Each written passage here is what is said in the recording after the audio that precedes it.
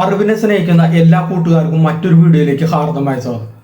അപ്പോൾ ഇനിയൊരു യുദ്ധം കൂടി വന്നാൽ അത് താങ്ങാനുള്ള കെൽപ്പ് പാകിസ്ഥാന് ഉണ്ടോ?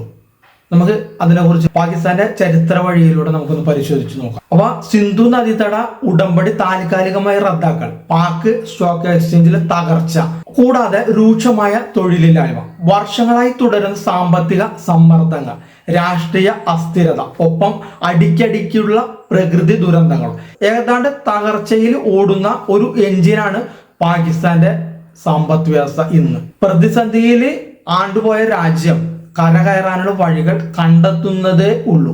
അതിനിടെയാണ് പാകിസ്ഥാൻ പിന്തുണയിൽ പ്രവർത്തിക്കുന്ന ഭീകര സംഘടന കാശ്മീരിൽ സാധാരണക്കാരായ നിരപരാധികളായ ഇന്ത്യക്കാരെ കൊല ചെയ്യപ്പെടുന്നത്. കഴിഞ്ഞ ഏപ്രിൽ 22 നടന്ന പഹൽഗാം ആക്രമണത്തിന്റെ പശ്ചാത്തലത്തിൽ ഇന്ത്യയും നിലപാട് കടുപ്പിച്ചു കഴിഞ്ഞു. പഹൽഗാം ആക്രമണത്തിൽ നിഷ്പക്ഷമായ അന്വേഷണം നടത്തണമെന്ന് ആവശ്യപ്പെടുമ്പോഴും പാകിസ്ഥാനിൽ നിന്നുള്ള ഭീഷണികൾ നിൽക്കുന്നില്ല. സിന്ധു നദീ ജല ഉടമ്പടി റദ്ദാക്കിയാൽ വെള്ളത്തിനു പകരം ചോര ഒഴുകുമെന്ന് പാകിസ്ഥാനിലെ മുതിർന്ന രാഷ്ട്രീയ നേതാവ് പരസ്യമായി മുന്നറിയിപ്പ് നൽകി. ഈ പശ്ചാത്തലത്തിൽ ഇരു രാജ്യങ്ങളും സൈന്യ നടപടികളിലേക്ക് നീങ്ങിയാൽ അത് പൊതുവെ ദുർബലമായ പാകിസ്ഥാൻ കൂടുതൽ തകർച്ചയിലേക്ക് എത്തിക്കും. ഇന്ത്യയും പാകിസ്ഥാനും നേർക്ക് നേർ നിന്നാൽ അത് കൂടുതൽ ക്ഷീണം നൽകുന്നത് പാകിസ്ഥാന് തന്നെയായിരിക്കും. കാരണം എന്താണെന്ന് വെച്ചാൽ രാഷ്ട്രീയപരമായും സാമൂഹ്യപരമായും സാമ്പത്തികമായും പാകിസ്ഥാന് ഇത് അത്ര നല്ല കാലമാണെന്ന് തന്നെ നമുക്ക് പറയാം.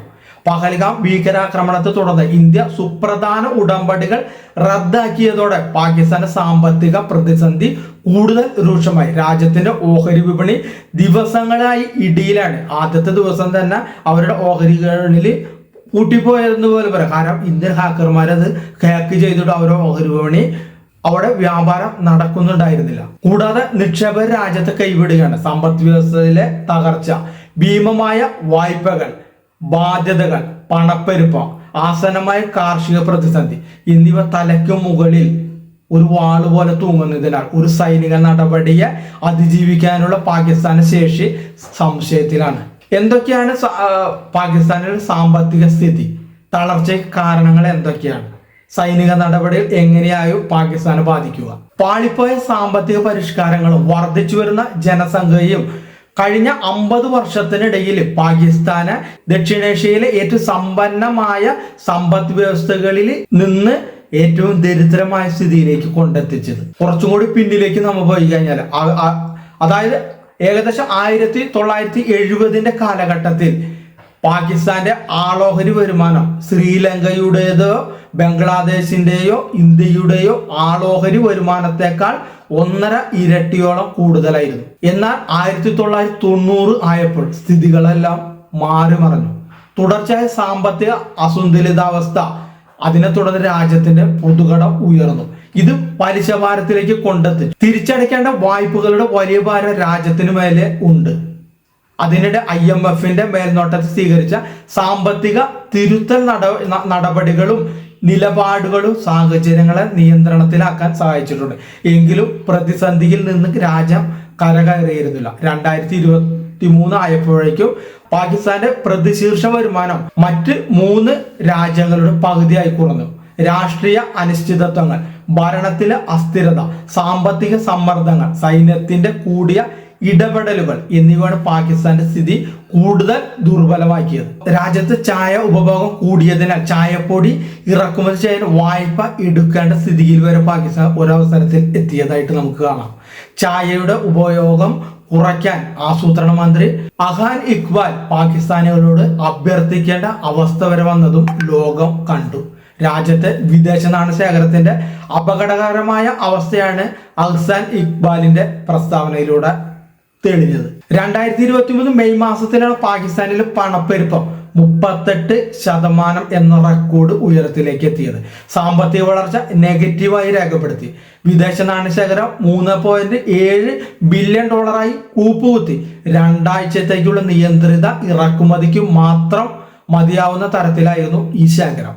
അതിനൊപ്പം വായ്പ പലിശ നിരക്ക് 22% ഉയരുകയും ചെയ്തതോടെ പാകിസ്ഥാന്റെ $350 ബില്യൺ സമ്പദ് വ്യവസ്ഥ ബുദ്ധിമുട്ടി. ഭീകരവാദത്തിന് സഹായം നൽകുന്നതിന്റെ പേരിൽ ഫിനാൻഷ്യൽ ആക്ഷൻ ടാസ്ക് ഫോഴ്സിന്റെ ഗ്രേ ലിസ്റ്റിൽ തുടർന്ന് വായ്പകൾ ലഭ്യമാക്കുന്നതിന് തടസ്സപ്പെടുത്തി. കടമുയരുകയും GDP താഴുകയും ചെയ്തു. വരുമാനത്തിന്റെ പകുതിയിൽ ഏറെയും പലിശയ്ക്ക് തിരിച്ചടവിനായി മാറ്റിവെച്ചതോടെ പാകിസ്ഥാൻ കടക്കണിയിലായപ്പോൾ ശ്രീലങ്ക, ഘാന, നൈജീരിയ എന്നീ രാജ്യങ്ങൾക്ക് മാത്രമാണ് ഇതിനേക്കാൾ മോശം അവസ്ഥ ഉണ്ടായിരുന്നത്. 2025 ആരംഭിച്ചതോടെ പണപ്പെരുപ്പത്തിൽ വലിയ കുറവാണ് റെക്കോർഡ് ചെയ്തത്. IMF കണക്കുകൾ പ്രകാരം 5.1% പാകിസ്ഥാന്റെ പണപ്പെരുപ്പം. വളർച്ചയും നെഗറ്റീവ് പിന്നിട്ടിട്ടുണ്ട്. എന്നാൽ ഇതൊന്നും പാകിസ്ഥാൻ സാമ്പത്തിക പ്രതിസന്ധിയിൽ നിന്ന് കരകയറിയെന്ന് പറയാൻ മാത്രം പ്രാപ്തമല്ല. 2025 സാമ്പത്തിക വർഷത്തെ പാകിസ്ഥാന്റെ വായ്പാ ബാധ്യത $22 ബില്യൺ. അതിൽ $13 ബില്യൺ ഉഭയകക്ഷി നിക്ഷേപമായി നൽകാനുള്ളതാണ്. കാലാവസ്ഥ പ്രതിരോധ ശേഷി മെച്ചപ്പെടുത്താൻ അടുത്തിടെ IMF പാകിസ്ഥാന് $1.3 ബില്യൺ വായ്പ അനുവദിച്ചിരുന്നു. എന്നാൽ പാകിസ്ഥാൻ നിലവിൽ നേരിടുന്ന സാമ്പത്തിക പ്രശ്നങ്ങൾ പരിഹരിക്കാൻ ഇതൊന്നും പര്യാപ്തമല്ല. അതിന് ദീർഘകാല അടിസ്ഥാനത്തിലുള്ള സാമ്പത്തിക നടപടികൾ തന്നെ ആവശ്യമാണ്. എന്നാൽ ഇന്ത്യ ചെയ്ത കാര്യങ്ങളോ? പഹൽഗാം ഭീകരാക്രമണത്തിന് ശേഷം ഇന്ത്യ ഓടിച്ചെന്ന് പാകിസ്ഥാനെ ആക്രമിക്കുക അല്ല ചെയ്തത്. നയതന്ത്രപരമായ ചില തീരുമാനങ്ങൾ എടുത്തു. സിന്ധു നദീജല ഉടമ്പടി താൽക്കാലികമായി നിർത്തിവെക്കുക, പാക് പൗരന്മാർക്കുള്ള വിസ ഇളവ് പദ്ധതിയായ സാർക്ക് വിസ അത് റദ്ദാക്കുക, സൈനിക അറ്റാഷകളെ പുറത്താക്കുക, ഇരു കമ്മീഷനുകളിലെയും നയതന്ത്ര ഉദ്യോഗസ്ഥരുടെ എണ്ണം വെട്ടിക്കുറയ്ക്കുക, അട്ടാരി ചെക്ക് പോസ്റ്റ് അടയ്ക്കുക എന്നിവ ഉൾപ്പെടെയുള്ള ശക്തമായ നയതന്ത്ര നടപടികളാണ് പ്രാഥമികമായി ഇന്ത്യ കൈക്കൊണ്ടിട്ടുള്ളത്. കൂടാതെ ഇന്ത്യയിലുള്ള പാക് പൗരന്മാർ മെയ് 1 രാജ്യം വിടണമെന്നും നമ്മുടെ സർക്കാർ ഉത്തരവിട്ടു. ഇന്ത്യയും പാകിസ്ഥാനും തമ്മിലുള്ള സംഘർഷാവസ്ഥയ്ക്ക് നിക്ഷേപർ പ്രതികരിച്ചത് അനുകൂലമായിരുന്നില്ല. ഏപ്രിൽ 23 മുതൽക്ക് പാകിസ്ഥാൻ ഓഹരി വിപണിയിൽ വൻ ആഘാതമാണ് പ്രകടമായത്.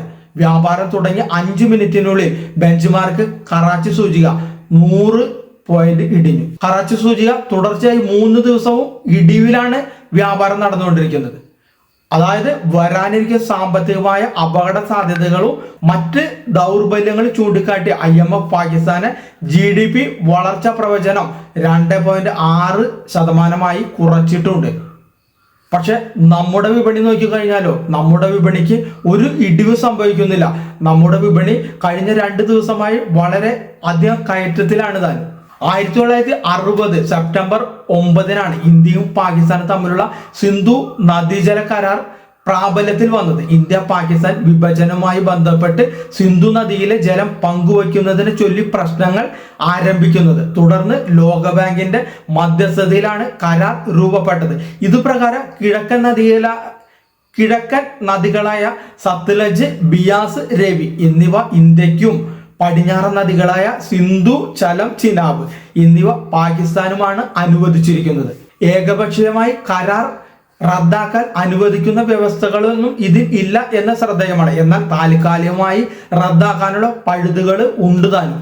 കരാറിന്റെ നിയമപരമായ പരിമിതികൾ, നദികളുടെ പ്രഭവ സ്ഥാനത്തുള്ള രാജ്യം എന്ന നിലയിലുള്ള ഇന്ത്യയുടെ ഭൂമിശാസ്ത്രപരമായ മുൻതൂക്കമാണ് കരാർ റദ്ദാക്കുന്നതിലേക്ക് ഇന്ത്യയെ കൊണ്ടെത്തിച്ചത്. പാകിസ്ഥാന്റെ GDPയിൽ 21% സംഭാവന ചെയ്യുന്നത് കാർഷിക മേഖലയിലാണ്. ഗോതമ്പ്, അരി, കരിമ്പ്, പച്ചക്കറി, പഴവർഗ്ഗങ്ങൾ എന്നിവയാണ് പാകിസ്ഥാനിലെ പ്രധാന വിളകൾ. പഞ്ചാബ്, സിന്ധു പ്രവിശ്യകളിലാണ് കൃഷി ഏറ്റവും അധികം ഉള്ളത്.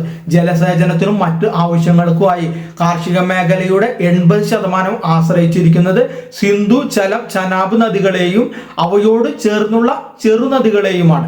നദികളിൽ നിന്ന് കാർഷിക ഭൂമിയിലേക്ക് വെള്ളം വിതരണം ചെയ്യുന്ന കനാലുകളുടെ വിപുലമായ ശൃംഖല തന്നെ രാജ്യം ഒരുക്കിയിട്ടുണ്ട്. വളർച്ചാ സമയങ്ങളിൽ തടയണ നിർമ്മിച്ചും ജലവിതരണം നിയന്ത്രിച്ചുമാണ് പ്രശ്നപരിഹാരം. ഒപ്പം ചലം നദിയിലെ മംഗള, സിന്ധു നദിയിലെ ടർബേല ഡാമുകളും വേനൽക്കാലത്ത് ജലലഭ്യത ഉറപ്പാക്കുന്നതിൽ നിർണായകമായ പങ്കുവഹിക്കുന്നുണ്ട്.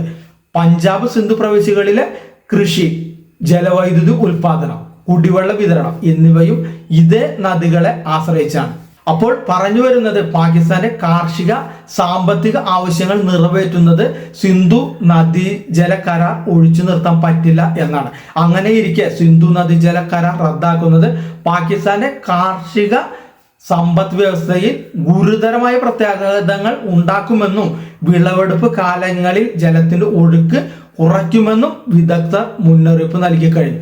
ഇതിലൂടെ പാകിസ്ഥാന് ഉണ്ടാകാനിടയുള്ള ഗുരുതരമായ സാമ്പത്തിക പ്രത്യാഘാതങ്ങൾ വിദഗ്ധർ ചൂണ്ടിക്കാട്ടിയിട്ടുണ്ട്. കരാർ റദ്ദാക്കുന്നതോടെ കടുത്ത ജലക്ഷാമത്തിന് കാരണമാകും. ജലലഭ്യത കുറയുന്നത് നഗര ഗ്രാമീണ മേഖലകളെ ആകും കാര്യമായി ബാധിക്കുക. കൃഷിയാണ് പാകിസ്ഥാന്റെ പ്രധാന കാർഷിക വരുമാനം. കാർഷിക മേഖലയിലെ തകർച്ച പാകിസ്ഥാന് പ്രധാന സ്രോതസ് ഇല്ലാതാക്കുക. കാർഷിക ഉൽപ്പന്നങ്ങളുടെ കയറ്റുമതി കുറയുന്നത് പാകിസ്ഥാന്റെ ആഗോള വ്യാപാരത്തെ പോലും ദുർബലപ്പെടുത്താം. 2020 ശേഷമാണ് പാകിസ്ഥാൻ രൂക്ഷമായ പ്രതിസന്ധിയെ അഭിമുഖീകരിക്കേണ്ടി വന്നത്. ശ്രീലങ്കയിൽ സംഭവിച്ച പോലെ കടക്കണിയും രൂപയുടെ വിലയിടിവും വിദേശ നാണയക്കമ്മിയുമാണ് പാകിസ്ഥാനെയും വട്ടം ചുറ്റിച്ചു. സാമ്പത്തിക അസ്ഥിരതയ്ക്കൊപ്പം 2023 നേരിടേണ്ടി വന്ന പ്രളയം പാകിസ്ഥാന് അധിക വിനയായി, കൂരിന്മേൽ കുരുവായി. കണക്കുകൾ പറയുന്നത് ജൂൺ സെപ്റ്റംബർ കാലയളവിൽ ഉണ്ടായ പ്രളയത്തിൽ 2.5 ലക്ഷം കോടിയുടെ നാശനഷ്ടങ്ങൾ പാകിസ്ഥാന് സംഭവിച്ചു എന്നാണ്. അതുകൂടാതെ 1700 പേരോളം ആ സമയത്ത് മരണപ്പെട്ടു. അതുകൂടാതെ വൻതോതിൽ കൃഷിനാശവും സംഭവിച്ചിട്ടുണ്ട്. എന്നാൽ ഇതിൽ നിന്നല്ല പാകിസ്ഥാൻ പാഠം പഠിച്ചോ? ഒരിക്കലും പാഠം പഠിച്ചില്ല എന്നാണ് സമീപകാല സംഭവങ്ങൾ നമ്മളോട് പറയുന്നത്. കാരണം ഈ തകർച്ചയിൽ നിന്ന് രക്ഷിക്കാൻ